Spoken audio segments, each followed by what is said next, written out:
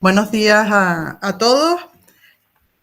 Vamos a dar comienzo al nuevo seminario de investigadoras por la transición ecológica y la innovación.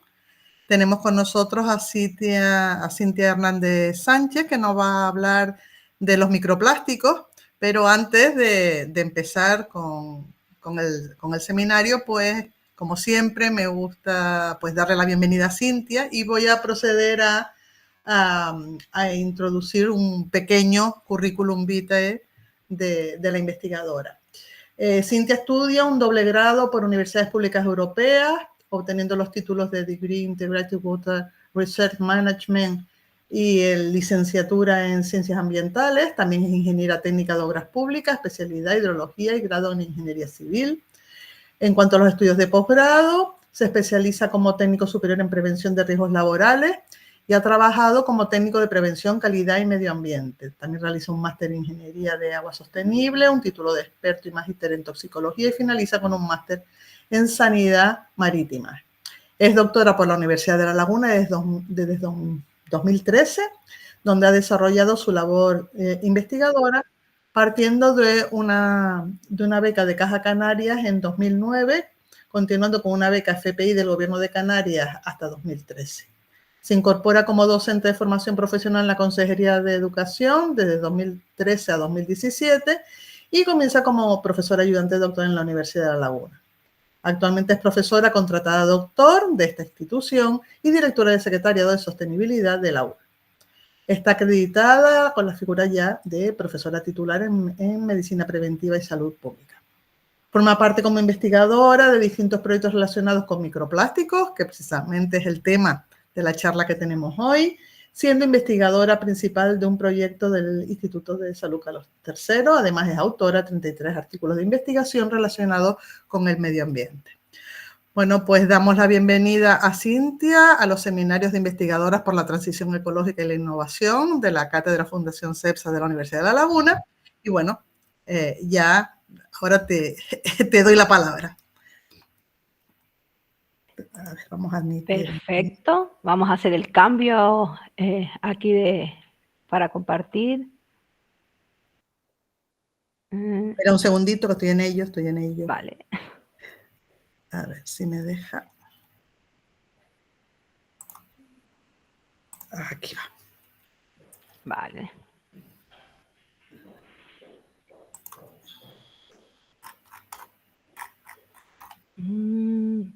Vale. Aquí.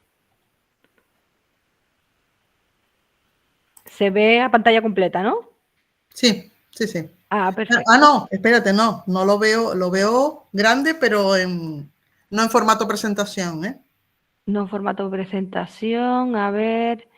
Se ve bien, pero sale y vuelve a entrar, que a veces es cuestión de salir y volver a entrar. Como... Porque aquí, como tengo dos pantallas. Sí, a mí me pasa también.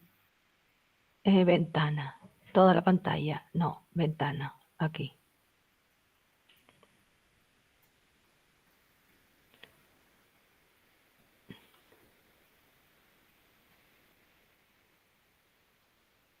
Vale. ¿Y ahora se vería toda o no?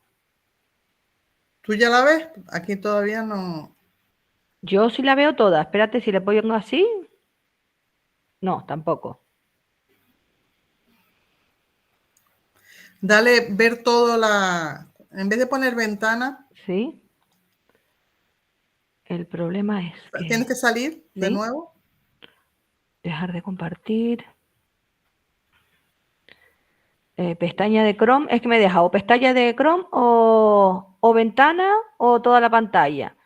Pero lo que puedo hacer es, si no, abrir el otro ordenador e intentarlo desde el otro. Espera, a ver, en ventana, elegiste la ventana y no te deja. No, se ve, yo sí lo veo, pero yo creo que ustedes no.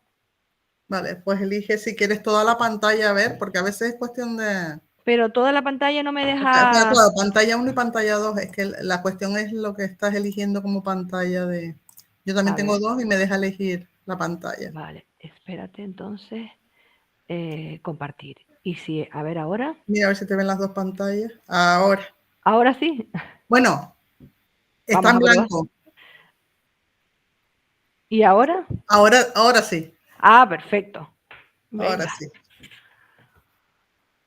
Vamos a ocultar aquí y listo, pues empezamos entonces.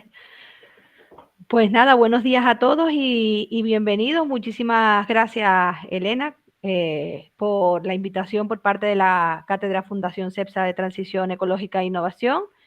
Y bueno, pues vamos a hablar hoy sobre los microplásticos, que son, o consideramos que son un macro problema ambiental, aunque sean de tamaño micro. Y cuando empezamos a pensar en la gestión de residuos, cuando nosotros abrimos el grifo de nuestra casa, ¿no? Por poner otro ejemplo, y nos sale agua, pues sabemos que hay una infraestructura detrás, ¿no? Completa, de tuberías, de estaciones de tratamiento de agua potable, etcétera, pues que hacen que ese agua salga por ese grifo. Y tenemos claro que hay algo detrás, una infraestructura, un gasto económico que conlleva a que el agua salga por el grifo. Sin embargo, cuando vamos a comprar el supermercado y compramos pues todos los productos que necesitamos, que casi todos vienen en plástico, con film de algún film de plástico o contiene algún producto plástico en su interior, lo eliminamos en el contenedor,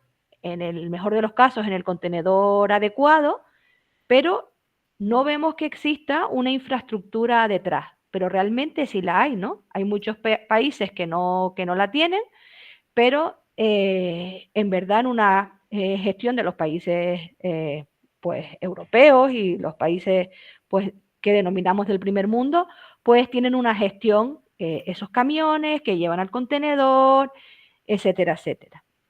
Pero lo que no vemos realmente es que, aunque exista una gestión adecuada, entre 8 y 12 millones de toneladas de plástico terminan en el mar de todos los países, porque hay ciertos países que no cuentan con toda esa infraestructura a las que nosotros, aunque no vemos, sabemos que existe. Pues yo pertenezco a un grupo de investigación multidisciplinar, porque para trabajar en medio ambiente es importante que exista esta multidisciplinaridad entre distintas formaciones, ¿no? Porque el medio ambiente al final es cosa de todos y tiene que ser visto pues desde distintos aspectos. Para hablar de este tema, pues voy a empezar por una breve historia de los plásticos, ¿no? De los microplásticos en el medio ambiente, de las nuevas formas de contaminación, de los microplásticos en Canarias en base a las investigaciones que hemos realizado y por último de los microplásticos y los efectos que pudiera tener en la salud. ¿Vale? Entonces ya hemos hecho esa contextualización de qué es lo que ocurre realmente y si nosotros empezamos a hablar del uso y producción de plástico, pues nos damos cuenta de que realmente está en muchísimos sectores, ¿no? En bases, construcción, en el transporte, en medicina y salud, ¿no? Sería impensable que en la medicina no fuera todo estéril a partir del plástico, de la electrónica, nuestros ordenadores, las fundas de las tablets, la propia tablet, todo contiene muchísimo. Y como no, también en la agricultura. ¿Y por qué todos los sectores pioneros, ¿no? contienen plástico? Pues está claro que el plástico es un supermaterial, ¿no? Tiene muchísimas propiedades, como puede ser baja densidad y ligereza, que no lo darían otros materiales. Cualquier otro material que pensemos, pues normalmente es más pesado, tiene una mayor densidad, ¿vale? Además es moldeable, le podemos dar la forma que queramos, es impermeable y tiene capacidad para ser utilizada como aislante eléctrico, acústico y térmico. Eso hace pues que muchos sectores industriales lo ocupen. Además, resistente a la corrosión y a que lo ataquen muchos compuestos químicos. Eso ha hecho que en la actualidad, pues, exista un crecimiento exponencial de los plásticos alrededor del mundo. Aquí vemos, pues, cómo han ido a partir de su primera creación, pues, cómo ha ido creciendo en la producción de plásticos alrededor del mundo. Y si nos vamos a cuál fue el primer polímero que apareció en el mundo, pues tenemos que ir a la baquelita. Y si pensamos, la baquelita realmente apareció para salvar los elefantes, vino para conservar la biodiversidad, porque antes todo esto se hacía con el marfil de los elefantes, pero a partir de la aparición de la baquelita, pues muchos productos que se hacían con el marfil, pues desaparecieron y fueron sustituidos por la baquelita. Así que el primer polímero, pues realmente tuvo fines conservativos. Luego se empezó a sintetizar el cloruro de polivinilo. Es verdad que empezaron a aparecer algunos problemas medioambientales porque durante su síntesis se generaba mercurio, ¿no? Y era eliminado de forma inadecuada, produjo pues el problema de la bahía de Minamata. Y luego, a partir de las guerras mundiales, lo que se demanda son necesidades de productos aislantes, de productos ligeros que pudieran llevar las tropas, impermeables, etcétera. Eso hace pues que se empiece a investigar y a sintetizar nuevos polímeros, como los que más utilizamos actualmente en el mundo, ¿no? Que sería el poliestireno, el polietileno y el polipropileno. A la par que empieza a aumentar la producción de este material, pues empiezan a aparecer las primeras evidencias sobre el plástico, ¿no? Fue en el año 1966 cuando dos autores, bueno, publicaron en el 69, pero el estudio lo hicieron en el año 66, sobre las primeras evidencias de ingesta de plásticos por aves. Especialmente el albatros de Laysan es una especie que necesita pues materiales duros, normalmente utilizan piedras, ¿no? Para la ingesta. Pero en este caso observaban que no utilizaban piedras, sino que empezaban a utilizar plásticos, ¿no? Con los posibles problemas que pudiera ocurrir en los polluelos. También empiezan a aparecer en la literatura científica las primeras evidencias de enredamiento y a posteriori aparecen las primeras evidencias de microplásticos.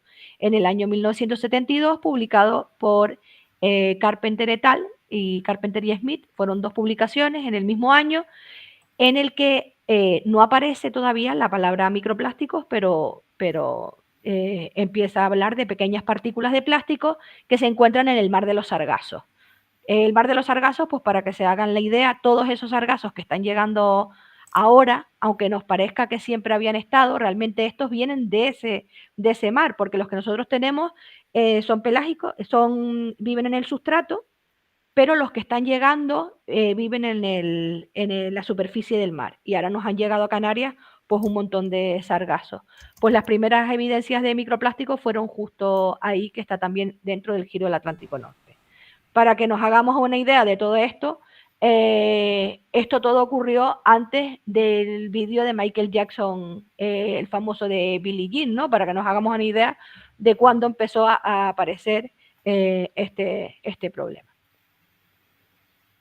Aquí vemos esas dos publicaciones y fíjense, ¿no? Que hablan del mar de los sargazos y también otro estudio que es en el sur de Nueva Inglaterra, en el que empiezan a hablar de una concentración de unas 3.500 piezas, que corresponde a unos 290 gramos por kilómetro cuadrado, de plástico en la superficie marina. Y vemos pues que por la forma son principalmente pellets, de los que hablaremos a continuación, y fragmentos, ¿no? Y hablaban, o lo que le llamaba la atención, es que esos trozos de plástico tenían microorganismos en su superficie, generaban un biofilm en el que tenían ahí pues una concentración de nutrientes adecuadas para que los microorganismos pudieran vivir y viajar, ¿no? Ser autostopistas en el océano, y que también contenían una alta concentración de bifenilos policlorados, es decir, eran capaces de absorber contaminantes en su superficie. Como digo, Carpenter et al. Pues no habló nunca de la palabra microplástico. Este término se acuña por primera vez en una publicación científica en el año 2004 por Richard Thompson, en el que publica un artículo en la revista Science, que casualmente era la misma en la que publicó Carpenter, en el que hablaba where is all the plastic, es decir, él hacía cálculos de cuánto plástico entraba en el medio marino y cuánto plástico salía y decía, ¿dónde se está quedando todo el plástico? Porque a mí los datos y los cálculos no me sale sino el 1% del material estoy viendo correspondiente a lo que está entrando, ¿no? Pero bueno, aunque hemos hablado de microplástico, todavía no hemos especificado cuál es su tamaño y en esta primera publicación pues se acordó internacionalmente que iba a determinar por aquellas partículas que estaban por debajo de los 5 milímetros.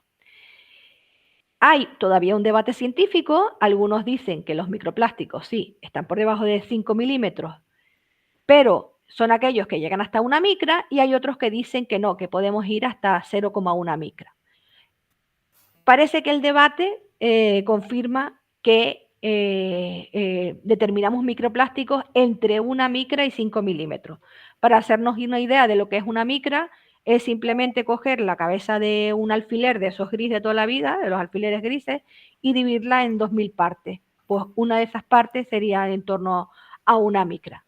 Obviamente, el ojo humano puede ver un microplástico, ¿vale? Porque en las playas los podemos observar, si han ido alguna vez a Playa Grande, pero también podemos ver hasta en torno a medio milímetro.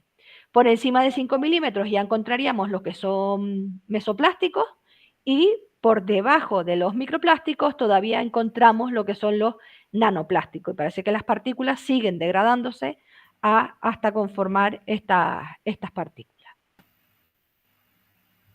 En cuanto a los tipos de microplásticos, no todos los microplásticos son iguales y por un lado tenemos los pellets o granzas, que era de los que hablaba Carpenter, que realmente son la materia prima para generar cualquier producto de plástico, es decir, proceden de la industria manufacturera y están transportándose alrededor de todo el mundo de forma continua, ¿vale?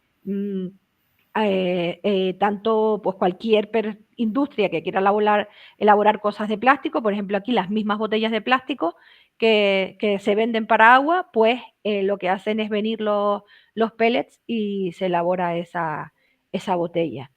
Y no es el único microplástico primario que hay, porque para que se considere primario simplemente tenemos que considerar que es liberado al medio ambiente de la misma forma origen, ¿vale? Por ejemplo, los microbits que se utilizaban mucho en la industria cosmética, digo utilizaban porque actualmente, por lo menos en la Comunidad Europea, están prohibidos, pues contenían mucho. Todos los exfoliantes, pasta de dientes, etcétera, pues contenían millones de partículas enanas de microplásticos. Y actualmente, que les habrá sonado más porque este carnaval fue notición, se prohibió también la purpurina, porque la purpurina también es un tipo de microplástico. No es que se prohibiera la purpurina en sí, se prohíbe la purpurina de origen plástico, ¿vale? La purpurina, vamos a seguir poniéndonos purpurina en el carnaval para los que son carnavaleros, ¿ok? Y bueno, se calcula que cada año se liberan en la Unión Europea 42.000 toneladas de microplásticos que son añadidas intencionadamente a los productores y eso es lo que se trata de reducir, ¿no? Se trata de eliminar todos estos microplásticos y por eso pues han ido saliendo distintas normativas, primero la de los exfoliantes, después la de la purpurina, etcétera, etcétera, ¿no?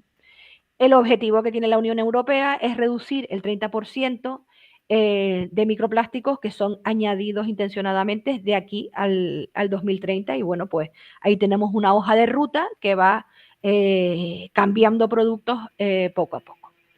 Además de estos microplásticos más pequeños, como hablábamos cuando hablamos de los pellets, estos pellets son transportados de un lugar a otro a lo largo del mar. Esto hace que se produzcan caídas de contenedores al mar, pues porque hay el mar está malo, etcétera, y se pierden contenedores. Entre 52 y 184 toneladas de pellets son eliminados no solo al océano, sino incluyendo al interior de los países. Pero si se producen lluvias y estos pellets que son liberados a lo mejor en una fábrica, fuera de la fábrica, pueden llegar al río y del río, pues al final, todo termina en el mar. Obviamente, los buques cuando transportan mercancías, pues normalmente ponen la mercancía menos costosa en lo alto del buque, de tal manera que si hay un golpe de mar, pues se pierda esta mercancía menos valiosa. Es lo que le ocurrió al Taconao, ¿no? No sé si recuerdan hace unos cuantos meses, ¿no? Que hubo una pérdida de 8 contenedores de un buque cerca de Portugal y tenían pellets. Aunque este contenedor vaya al fondo, al tener pequeñas rendijitas, pues van a ir saliendo estas partículas pequeñas y es lo que ha hecho pues que muchas playas de las costas gallegas, vascas, incluso francesas, pues se encontraran estas partículas. Tuvimos suerte, dentro de lo que cabe, ¿no? De que normalmente la corriente de Canarias va hacia abajo, desde Inglaterra, pero en ese momento la corriente estaba al revés, porque no es que siempre vaya hacia abajo, sino hay procesos mesoscalares y no nos llegaron a Canarias en ese momento. Incluso se creó una alerta porque las personas, o sea, las vigilantes de la playa empezaron a encontrar pellets, pero realmente fue por una sensibilización a partir de los medios de comunicación, ¿no? En la que veían esas playas llenas de pellets y empezaron a observar que aquí también nos llegaban pellets. Pero no eran los pellets de ese buque, sino son los pellets que nos llevaban llegando pues muchos años, pero lo típico, nunca se han fijado y a partir de la sensibilización que se produce en la televisión, pues empiezan a concienciarse sobre ese problema.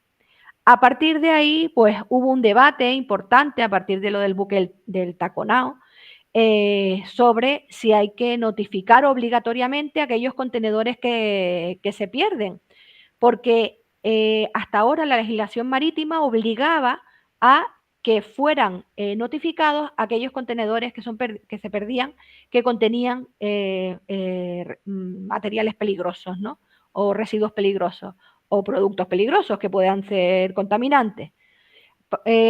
Tras varios debates ahí de modo internacional, pues ahora parece que sí, que se va a tener que notificar a partir del 2026 cualquier contenedor que se pierda, ¿no? Incluyendo el contenido.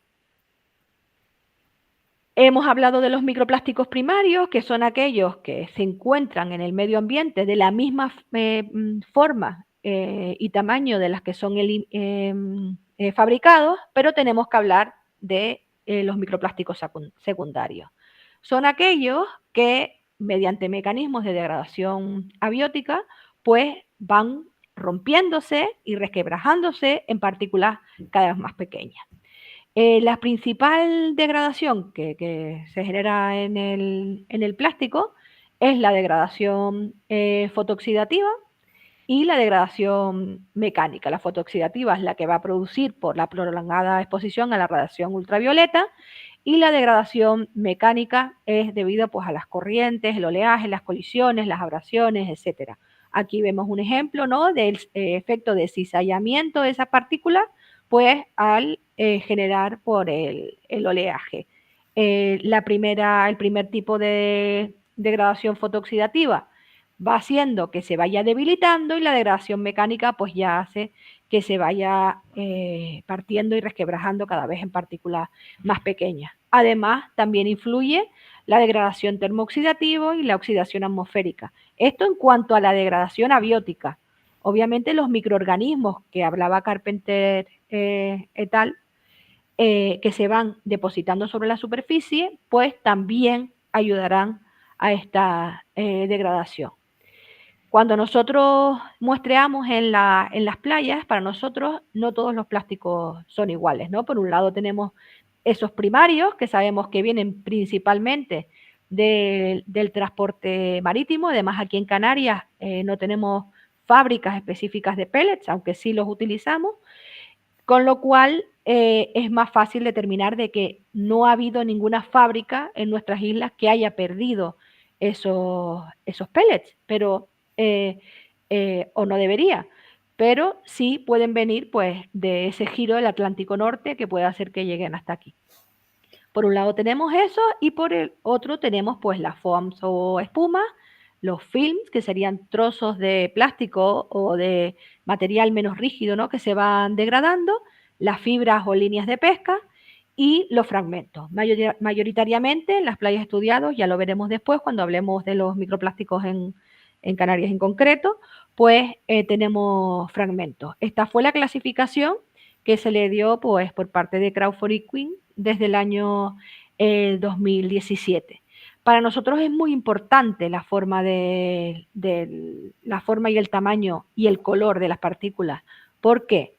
Porque, por ejemplo, en una playa que principalmente tenga contaminación local, de pescadores, puertos, etcétera, pues lo más que voy a encontrar son fibras o líneas.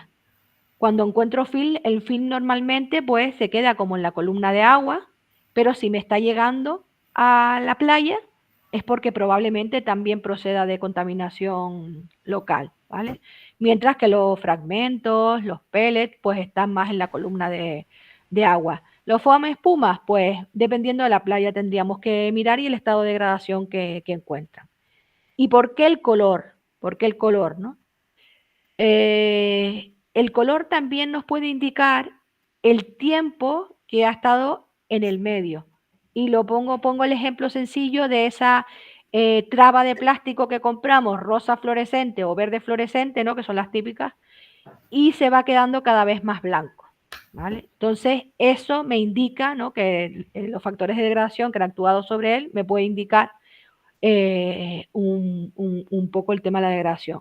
Es complicado establecer un tiempo determinado. ¿Por qué? Porque pueden tener aditivos para protegerlos de la luz solar y ese plástico pues, puede durar más tiempo que otro. Pero sí es verdad que cuando encontramos plásticos de unos colores muy fuertes y todos coinciden con que son todos colores muy fuertes, pues podríamos decir que ese plástico no viene de muy lejos, ¿no?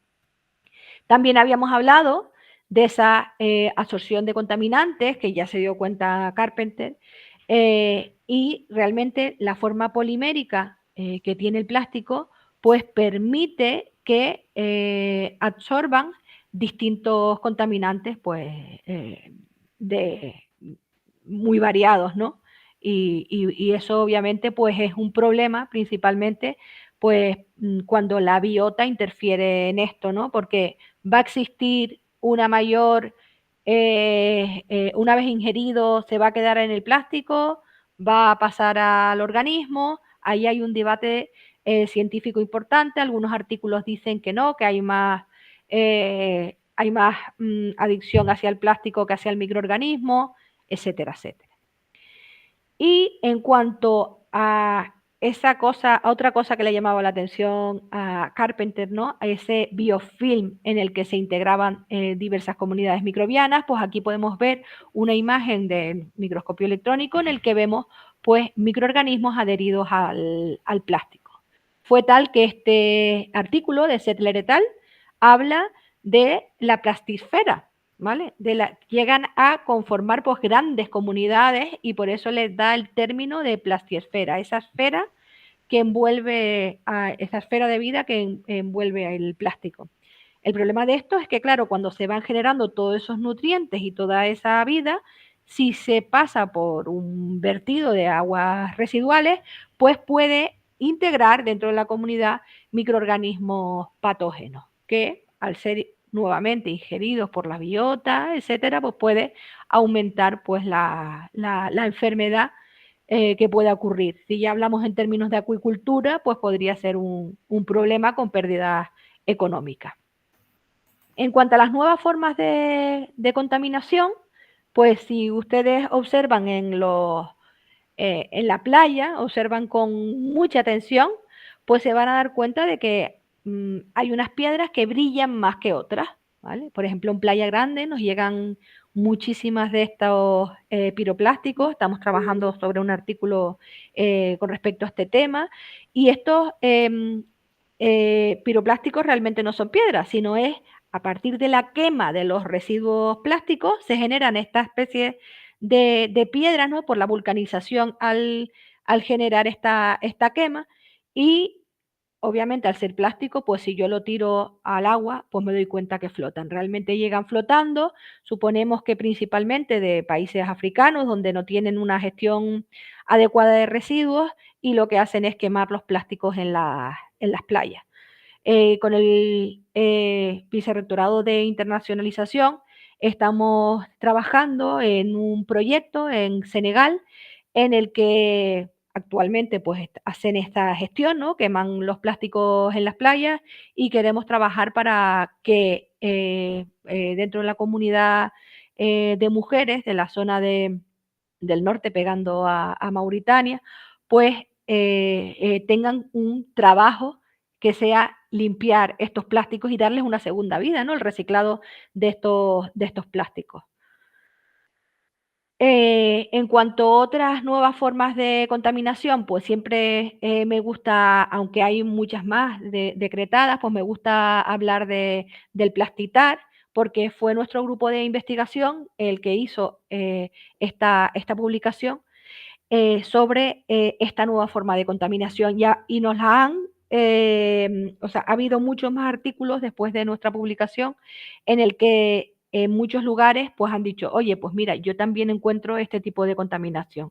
Realmente es una mezcla entre piche y plástico. Como el piche también flota, pues viene con los plásticos y cuando se adhiere a las rocas, se adhiere ya con los plásticos. Y claro, esto para eliminarlo, ya eliminar el piche es complicado, pero ya eliminar el piche con todos esos plásticos, pues aumenta la complicación de la gestión de este residuo en las costas. Es prácticamente imposible.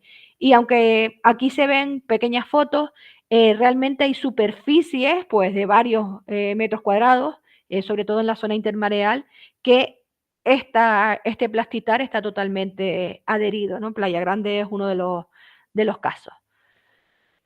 En cuanto a otros microplásticos preocupantes en el medio marino, y quizás el más preocupante es el de las fibras textiles, ¿no?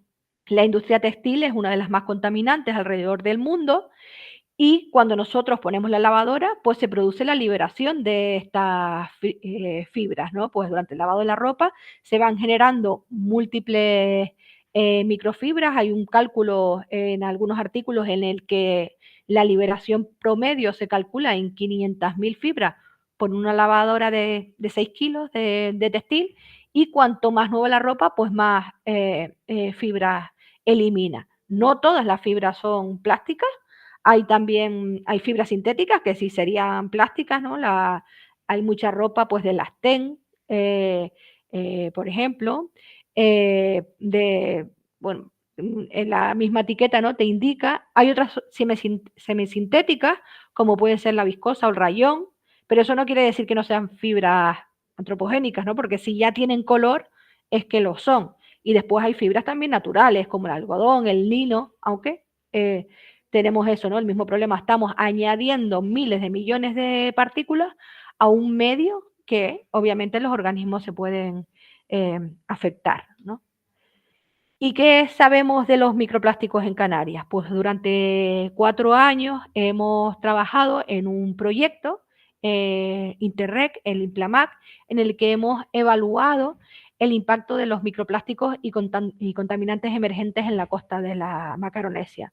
El objetivo principal, que es el que voy a hablar hoy de este proyecto, era la creación de un observatorio para generar datos cuantitativos y cualitativos del impacto que tenían los microplásticos en la costa de los archipiélagos de la Macaronesia. En concreto, se han estudiado pues 46 playas en toda la Macaronesia, Azores, Madeira, Canarias y Cabo Verde, y se realizaba un muestreo por estación. Cuando detectábamos que alguna playa tenía una llegada abundante de microplásticos, pues en vez de realizar el muestreo por estación, lo hacíamos mensual para tener un seguimiento mayor. Esto lo llamábamos pues un hotspot de llegada masiva de microplásticos. Aquí tenemos los datos a nivel general, pues del proyecto, de los muestreos que se hicieron entre el 2020 y el 2023, que fue cuando terminó los muestreos del proyecto, y vemos pues que, bueno, que Canarias es una de las más afectadas por llegada de microplásticos, seguida por Azores, en función de la playa que fuera, ¿no? Durante el primer año, pues llegaron cerca de 2.500 partículas por metro cuadrado. Observamos que no todas las playas les llegaba de la misma manera, no tenían ninguna distribución estacional, sino que de vez en cuando pues llegaban de forma masiva, excepto en algunas playas que continuamente siempre venían llegando microplásticos. En cuanto a la distribución de formas, casi todos coincidíamos en que lo más abundante eran los fragmentos, excepto en Madeira, que la verdad es que tienen una llegada muy, muy, muy pequeñita de microplásticos, no se ven tan afectados como otras, como Azores, Canarias o Cabo Verde, y ahí sí que obtenían más FOAMs, que probablemente fueran pues de origen propio. Si nos vamos a Cabo Verde, pues nos damos cuenta de que ahí las líneas, lo que son los nylon de pesca y todo eso, también tienen una gran abundancia que probablemente, o por lo que hemos deducido, estamos trabajando en el paper todavía, procedan de contaminación local, ¿no? De los propios pescadores. En cuanto a los colores, todos coincidimos, todos los archipiélagos coinciden en que principalmente son blancos o transparentes, probablemente porque lleven mucho tiempo en la deriva, y los patrones coincidían en que siempre pues partíamos de ese blanco transparente, azul y luego el amarillo, ¿no? Pues siguiendo, eran como los tres colores más abundantes. El patrón ahí sí coincidía.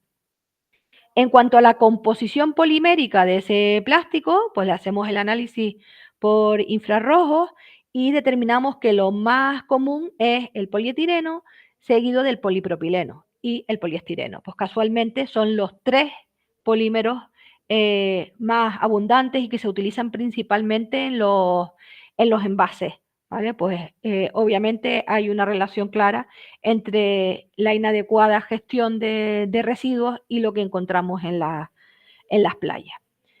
También se realizó con este proyecto pues, un estudio en aquellos puntos negros de llegada masiva, que considerábamos que eran playas que estaban continuamente recibiendo microplásticos, a ver si eran sumidero de microplásticos, ¿no? Entonces lo que se hizo fue en dos playas en Playa Grande en Tenerife y dos playas de Azores, pues se hizo un estudio en profundidad, profundizando hasta 1 metro y comprobando en cada 10 centímetros, comprobando pues la cantidad de microplásticos que se encontraban. Eh, Obviamente todo el mundo piensa, no, pues los microplásticos flotan y se tienen que quedar en la superficie, claro, pero después los sedimentos, por el transporte sedimentario, van tapando esos plásticos, ¿no? Y casualmente pues encontramos que sí, que esto era así, ya que el 80% de los plásticos de las tres playas estudiadas estaban por debajo de los 10 centímetros de profundidad, con lo cual sí que se estaban acumulando estos microplásticos. En cuanto a estudios que hayamos realizado en otros organismos, pues hemos estudiado distintos invertebrados de Canarias, hemos hecho estudios en 3 tipos de erizo, los 3 principales, y también en holoturias, ¿no? En pepino de mar. Pues un primer estudio en el Diadema africanum, que fue un trabajo fin de máster, y luego pues hemos hecho pues, un estudio en La Palma y otro también en Tenerife. Y bueno, pues podemos ver que en todos los microorganismos estudiados, pues se encontraron distintas partículas, principalmente fibras, ¿vale? Aunque algún film, algún fragmento, incluso marañas, ¿no? El tangle mesh corresponde a marañas de fibras mezcladas pues dentro del tracto gastrointestinal de estos organismos. En cuanto a la composición principal de estos microfibras dentro de los erizos, el Diadema africanum y la Herbaceae lixula, pues principalmente eran fibras celulósicas, de composición celulósica. Aquí incluimos, nosotros somos bastante conservadores con respecto a esto, incluimos tanto las naturales como las semisintéticas, porque realmente cuando nosotros metemos en el microfetir y comprobamos, pues no podemos diferenciar en esos picos tan claramente, principalmente porque pueden ser partículas que lleven mucho tiempo en el océano, con lo cual los picos no nos aparecen tan claros. También encontramos pues otros polímeros ya 100% sintéticos, que serían de plástico, como el polipropileno, el poliéster, que se utiliza muchísimo en los tejidos, y ya pues otros productos. En cuanto al plástico, pues vemos que se va degradando de forma continua. Nosotros hemos hablado del agua, principalmente en los océanos, pero obviamente esto no queda solo ahí, sino hay distintos estudios que demuestran que parte de estos pues, pueden pasar a los suelos o pueden estar en el aire o pueden pasar a los microorganismos y mediante su defecación pues puede volver a pasar al agua, etcétera, etcétera. Y realmente se habla ya de un ciclo del plástico, porque ya están en todos los compartimentos ambientales y se habla de este ciclo de los microplásticos.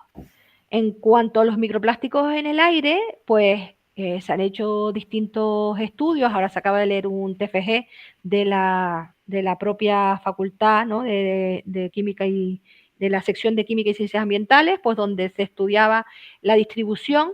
Obviamente hay mayor concentración de microplásticos en áreas urbanas y en ambientes cerrados que los que puede haber en espacios abiertos. No sé si han escuchado alguna vez la lluvia de plásticos, ¿no?, en el Parque Nacional de Estados Unidos, el que sale del Coyote y Correcaminos, no me acuerdo ahora cómo se llaman este parque nacional, pero bueno, en distintos parques nacionales ya se ha determinado. Nosotros hemos hecho una publicación de bastante relevancia en el Parque Nacional del Teide, principalmente relevancia porque el área urbana está debajo del Parque Nacional y bueno, ya se demuestra este transporte mediante el aire, además de la gente pues, que va a disfrutar de la nieve. Nosotros hicimos el estudio en nieve, ¿vale? Y bueno, pues las principales fuentes para que se genere estos microplásticos en el aire es el tráfico rodado, ¿no? Esas partículas a la medida que se va degradando la rueda, pues va generando más microplásticos, pues de los tejidos de la ropa, de los plásticos expuestos al aire durante largo tiempo, o incluso del spray marino, ¿no?, de esos plásticos que están degradados, están dentro del océano y van generando ese spray marino. También es importante la entrada de microplásticos a los suelos que son regados pues, con aguas regeneradas o el abono con lodos, porque en la depuradora pues, quedan muchos microplásticos de esos lavados de lavadora de los que hablábamos. ¿Cuáles son los efectos? Pues obviamente estos microplásticos, dependiendo del tamaño y de la partícula que tengan, o incluso de la forma, pues pueden ser transportadas largas distancias. También van a poder absorber por su forma polimérica que tienen y preconcentrar contaminantes. Se calcula que más o menos inhalamos hasta 150 microplásticos por día y bueno, de los efectos hablaremos un poco después.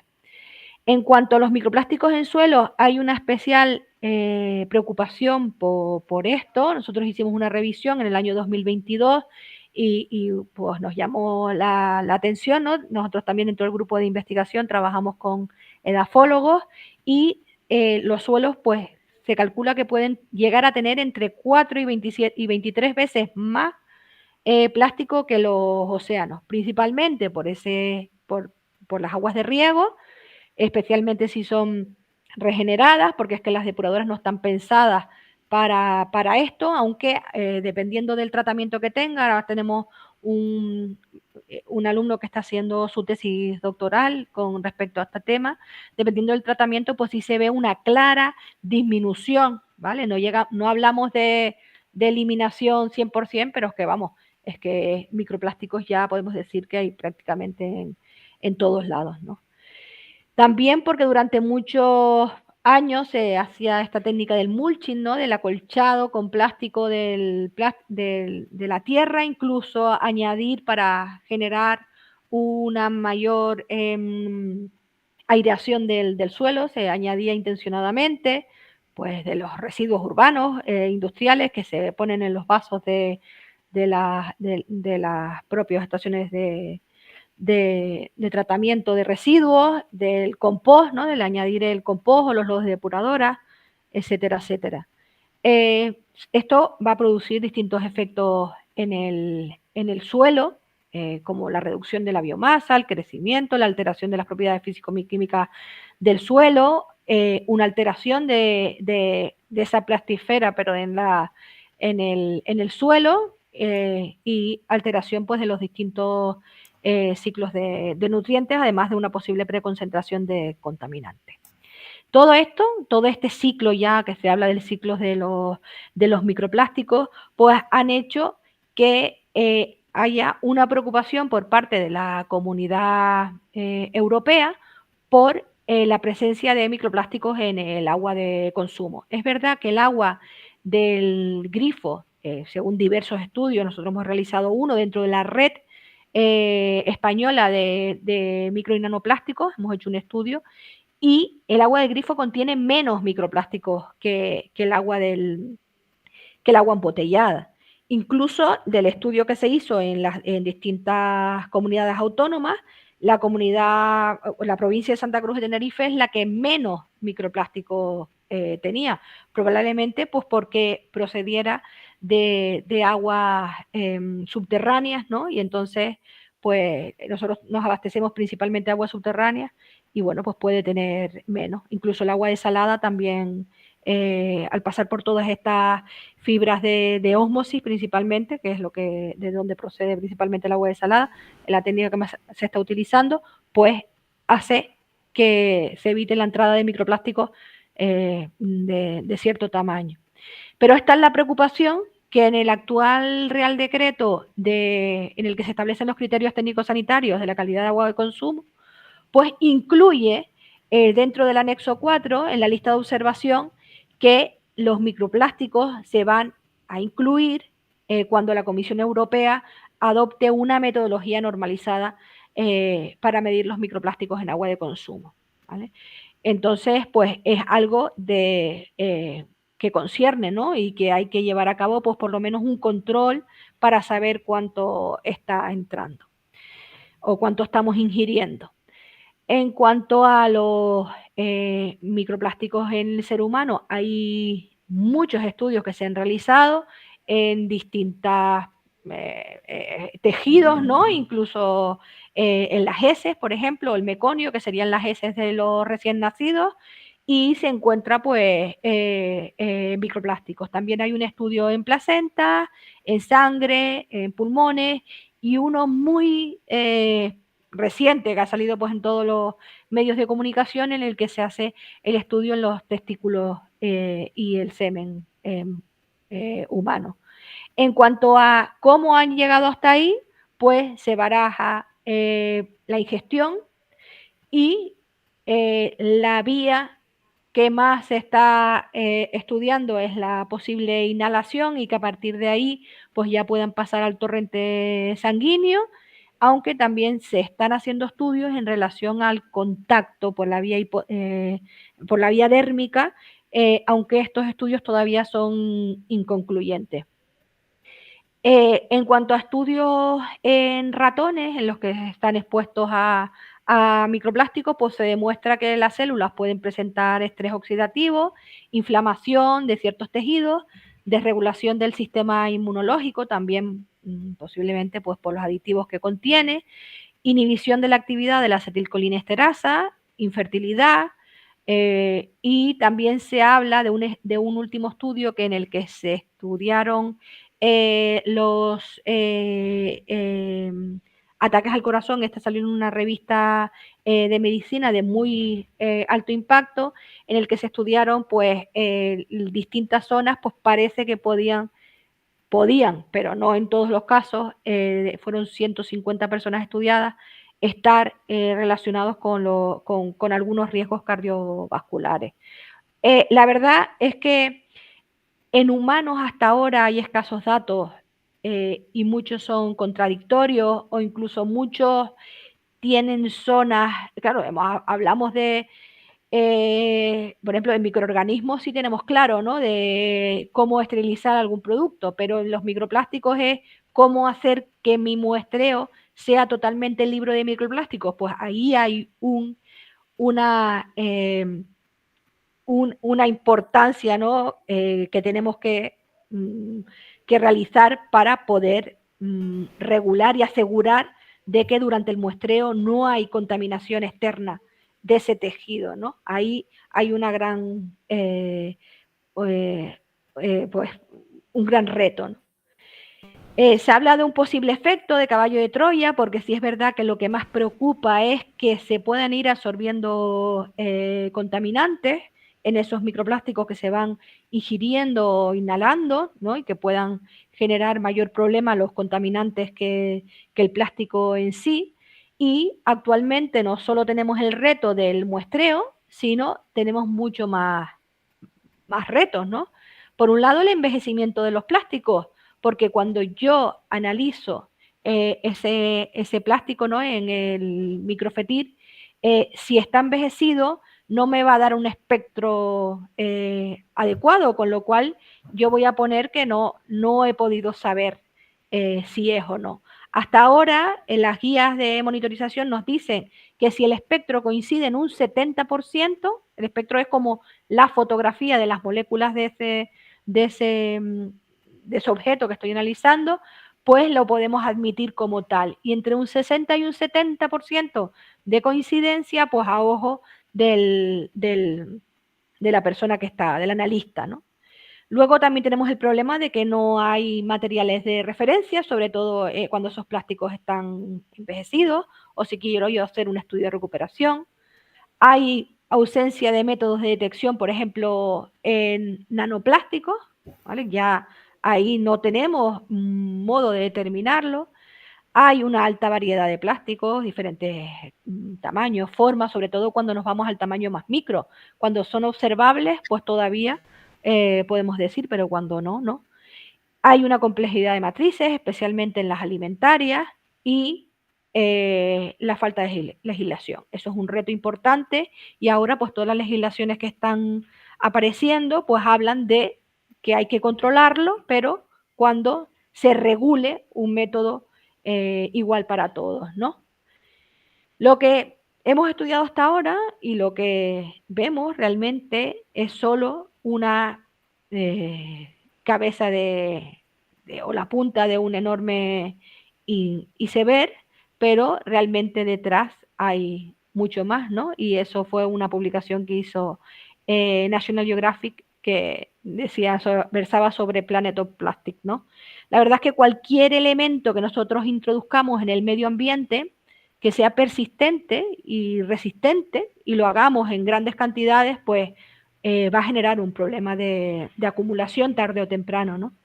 Y bueno, con esto ya hemos terminado. Gracias por su preocupación más que por su atención, porque si vienen a esta ponencia es porque presentan preocupación, ¿no? Y para los grandes cambios.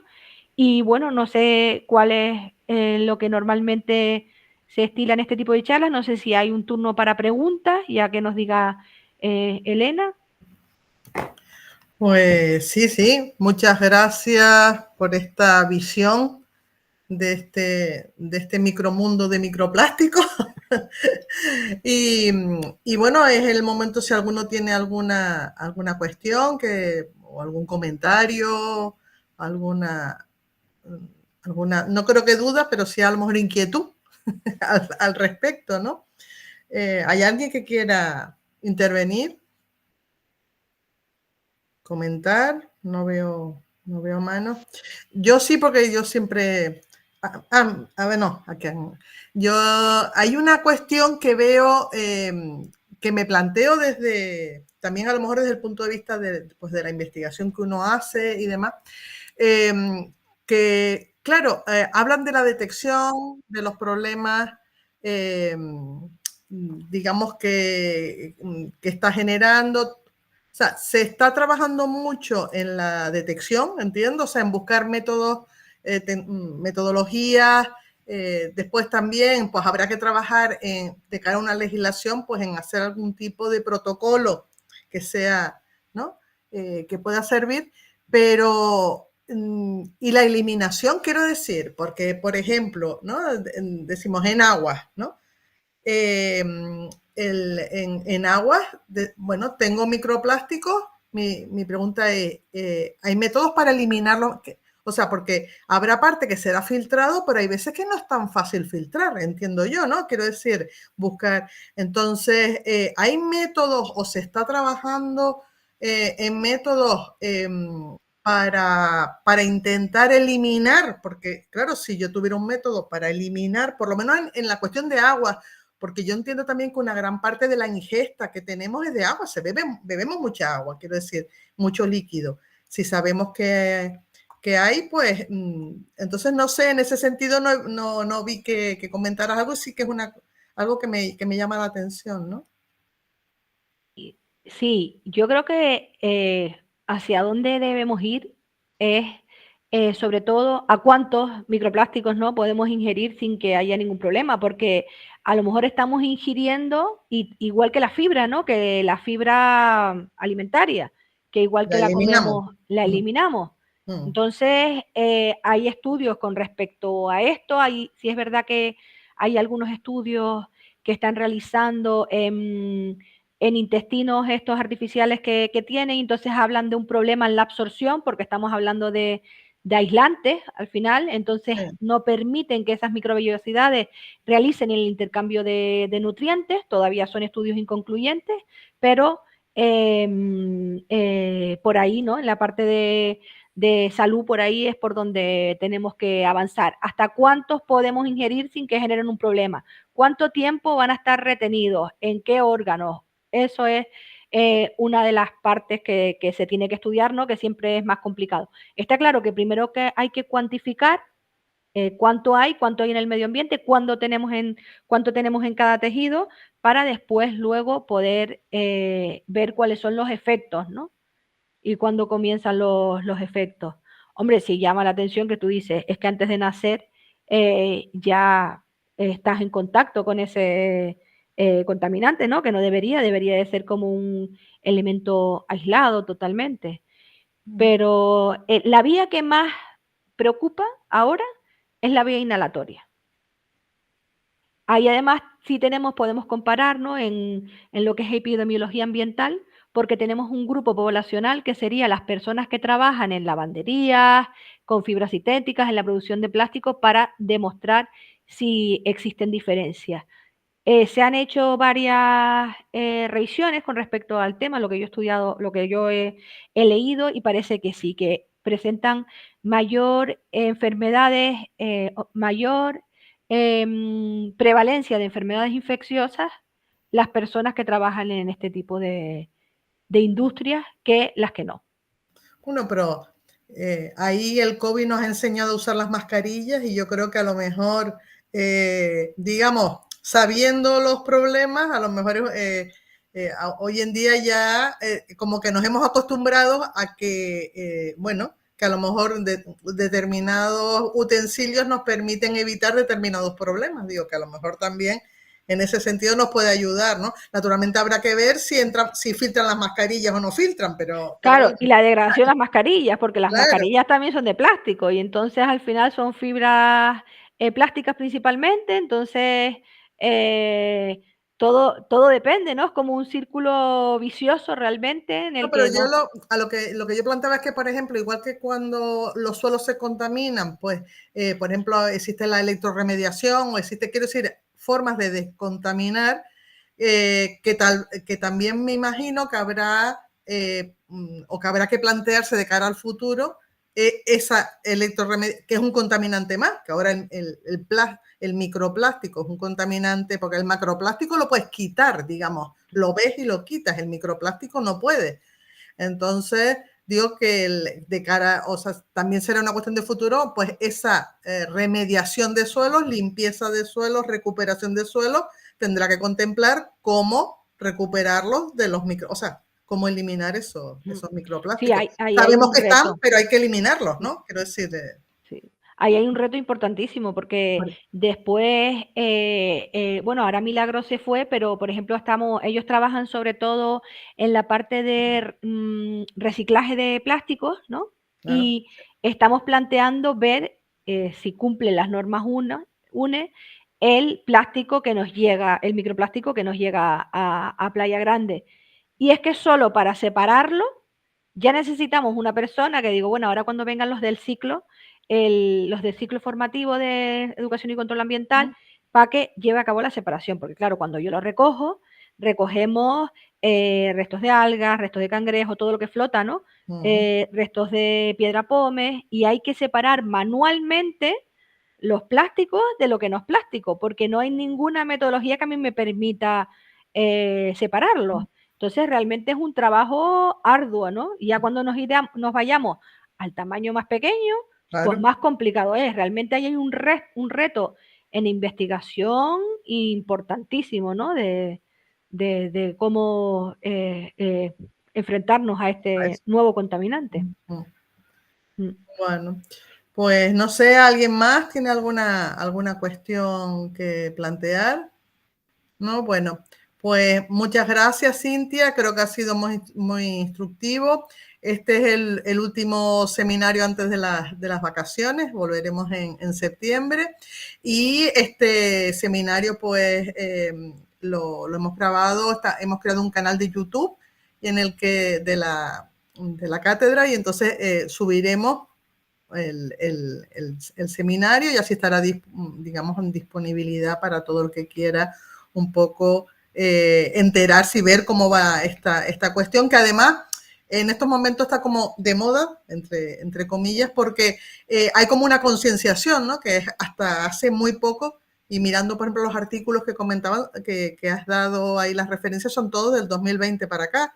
O sea, el número, el incremento, y yo creo que ahora hay una concienciación al respecto, y nos damos cuenta de que no sabemos nada. Bueno, nada.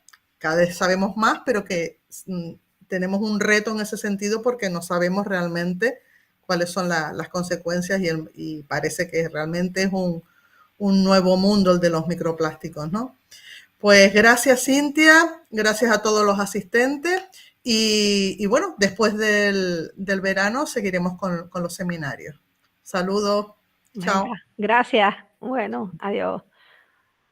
Déjame, vamos a parar.